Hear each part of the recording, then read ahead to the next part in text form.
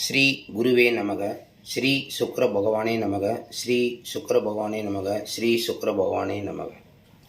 அனைவருக்கும் வணக்கம். பாகம் 51.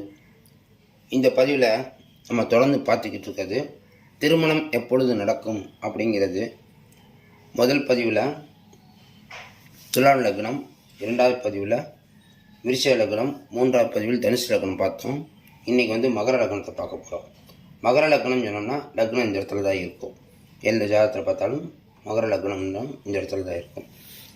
இவர்களுக்கு திருமணம் எப்பொழுது நடக்கும் அப்படின்னு கேட்டிங்கன்னா, நம்ம சப்ஜெக்ட் என்ன எடுத்துருக்கோம்னா, இந்த லக்னத்துக்கு 1ஆம் பாவகம், 2ஆம் பாவம், 7ஆம் பாவம்னு சொல்லக்கூடிய இடத்தில் கிரகம் இல்லை என்றால் திருமணம் எப்பொழுது நடக்கும், இதுதான் சப்ஜெக்ட்.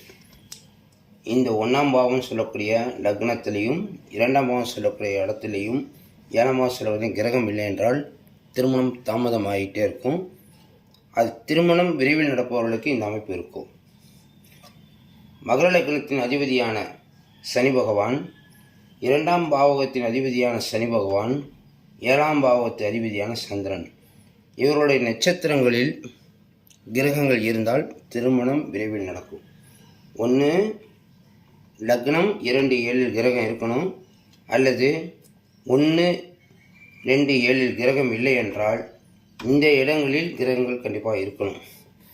இப்போ லக்னத்தின் அதிபதியான சனி பகவானுடைய நட்சத்திரமான பூசம், அனுசம், உத்திரட்டாதி, இந்த இடத்துல இந்த இடத்துல கிரகம் இருக்க பெரிய விஷயமே கிடையாது. ஆனால் பூச நட்சத்திரம் இருக்கணும். இங்கேயும் அதே மாதிரி தான் அனுச நட்சத்திரம் இருக்கணும், உத்திரட்டாதி நட்சத்திரம் இருக்கணும். அப்போ தான் லக்ன தொடர்பு கிடைக்கும். லக்ன தொடர்பு கிடைக்கும், 2ஆம் பாவ தொடர்பும் கிடைக்கும். இந்த நட்சத்திரங்கள் இருந்தால் 7ஆம் பாவத்துக்கு அதிபதியான சந்திரன், ரோகிணி, அஸ்தம், திருவோணம், இந்த நட்சத்திரங்களில் தான் ஒரு கிரகம் இருக்கணும். ஆனால் நம்ம சப்ஜெக்ட் என்னன்னு கேட்டிங்கன்னா, 7ஆம் இடத்துல கிரகம் இல்லை என்றால் அப்படின்னா இங்கேயும் கிரகம் இருக்கக்கூடாது, லக்னத்துலேயும் கிரகம் இருக்கக்கூடாதுன்னு அர்த்தம். அப்போ இங்கே இந்த நட்சத்திரத்தில் இருந்தாலே ஆட்டோமேட்டிக்காக ஒரு கிரகம் இருக்குன்னு அர்த்தம். ஓகேங்களா? அப்போ இதுக்கும் நம்ம கணக்கு எடுக்க தேவையில்லை. இந்த ரோகிணி, அஸ்தம், அனுசம், உத்திரட்டாதி நட்சத்திரம் கிரகம் இருந்தால் இவர்களுக்கு விரைவில் திருமணம் நடக்கும். ஓகேங்களா? சரி, இந்த 9 கிரகம் சூரியன், சந்திரன், செவ்வாய், புதன், குரு, சுக்கிரன், சனி, ராகு, கேது, இந்த 9 கிரகங்கள் எந்த கிரகம் வேணாலும் இருக்கலாம். இப்போ உத்திரட்டாதி நட்சத்திரத்தில் ராகு கூட இருக்கலாம், ரோஹிணி நட்சத்திரத்தில் கூட ராகு இருக்கலாம். இங்கே இருந்தால் அதுக்கு ஒரு கணக்கு இருக்குது, அது பலனில் பார்க்கும்போது பார்த்துக்கலாம். அஸ்த நட்சத்திரத்தில் கூட ராகு இருக்கலாம். அஸ்த நட்சத்திரத்தில் ராகு இருந்தாலும் 7ஆம் பாவத்தில் நம்ம கொடுத்துருவார். இப்போ 7ஆம் பாவத்தில் கிரகம் இல்லை, ராகு அஸ்த நட்சத்திரத்தில் இருக்காருன்னா அவர் 7ஆம் பாவத்தோட தருவார். அது கனெக்டிவிட்டிலே இருந்துக்கிட்டே இருக்கும். ஓகேங்களா? சரி, இப்போ எப்படி கூட சொல்லுவோம். இப்போ குரு இருக்காருன்னு வச்சுக்கிறோம், அஸ்த நட்சத்திரத்தில் குரு இருக்காருன்னா இருக்கும். இந்த இன்னைக்கு சூழ்நிலை பாருங்கள். இன்றைக்கி கோச்சாரத்தில் குரு இந்த இடத்துல இருக்கிறாரு, ஆனால் மிருகசீரிஷ ரோஹிணி நட்சத்திரத்தில் தான் இருக்கார். ரோஹிணி நட்சத்திரத்தில் இருக்கிறனால அவர் 7ஆம் பாவத்தோட கொடுத்துக்கிட்டே இருப்பார். இன்றைக்கி பிறந்த குழந்தைக்கு சொல்கிறேன். நீங்கள் பிறந்த ஜாதகத்தில் பார்த்தீங்கன்னா ரோஹிணி நட்சத்திரம் இருந்தால் மட்டும்தான் நடக்கும். அது பாவத்தொடர்பு தரக்கூடிய விஷயம். ஓகேங்களா? சரி, முக்கியமாக பார்த்தீங்கன்னா இந்த லக்னத்துக்கு 7ஆம் பாவாதிபதினு சொல்லக்கூடிய பூச நட்சத்திரத்தில் கிரகம் இருந்தால், முக்கியமாக சனி மட்டும் இருக்கக்கூடாது. 7இல் சனி இருந்தால் தாமதமான திருமணம் அப்படின்ற ஒரு விதி வந்துடும். 2வது பூச நட்சத்திரம் என்றால் அனுசம், உத்திரட்டாதி நட்சத்திரம் சனி இருந்தால் சுயசாரம் பெற்றுக்கொண்டார் அப்படிங்கிற போது அப்போ சந்திரனுக்கு தான் முழு பவர் வந்துடும். 7ஆம் பாவத்துக்கு இது சந்திரனுடைய வீடுன்றனால 7ஆம் பாவம் வேலை செய்யும். இது செவ்வாயோட கிரகம் வேலை செய்யும். ஓகேங்களா? இங்கே இருந்தால் குருவுடைய இது வேலை செய்யும்.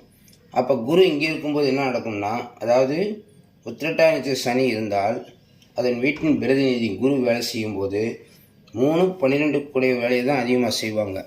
அந்த கிரகம் ஜாதகத்தில் எங்கே இருக்காருன்றதை பொறுத்து அடுத்து மாறும் பலன். 3, 12க்கு வேலை செய்யும்போது இந்த 1, 2, 7க்கு வேலை தாமதமாக நடக்கும். உதாரணம் திரும்ப சொல்கிறேன். சனி பகவான் உத்திரட்டாதி நட்சத்திரம் நிற்கிறான்னு வச்சுக்கோங்க. இந்த பூசம், அனுசம், உத்திரட்டாதி நட்சத்திரத்தில் இருந்தால் இந்த இடத்துக்கு வந்துடுவோம். உத்திரட்டாதி நட்சத்திரத்தில் இருந்தால் சுயசாரம் பெற்றுக்கொண்டார் அப்படிங்கிற விதி வரும். அப்படி பெற்றுக்கொண்டால் இந்த வீட்டின் பிரதிநிதி தான் உதவி செய்வார். அந்த உதவி செய்யும்போது குரு பகவான் இந்த ஜாதகத்தில் எங்கே இருந்தாலும் சரி 3-12 கூடியவராக மாறுறதுனால அதுவும் ஒரு தாமதமாக இருக்கும். அப்பொழுது திருமணம் எப்பொழுது நடக்கணும்னா 1, 2, 7ஆம் பாவ தொடர்பை கொடுக்கக்கூடிய கிரகங்கள் இங்கே இருந்து சூரியன் கூட இருக்கலாம், செவ்வாய் இருக்கலாம், எந்த கிரகங்களும் இருக்கலாம். அந்த பாவ தொடர்பு 1, 2 பாவ தொடர்பு கொடுத்துரும். இங்கே 7ஆம் பாவத்துக்கு அஸ்தம் ரோகிணியில் ஏதாவது ஒரு கிரகம் இருந்துச்சுன்னா 7ஆம் பாவ தொடர்பு கிடச்சிரும்.